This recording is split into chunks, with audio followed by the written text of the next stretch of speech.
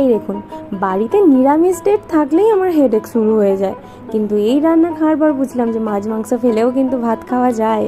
পোস্ত আর সর্ষে বাটার মধ্যে লঙ্কা গুঁড়ো, জিরের গুঁড়ো, ধনে গুঁড়ো আর একটু গরম মশলা দিয়ে ওটা ভালোভাবে ফেটে রেখে দিলাম।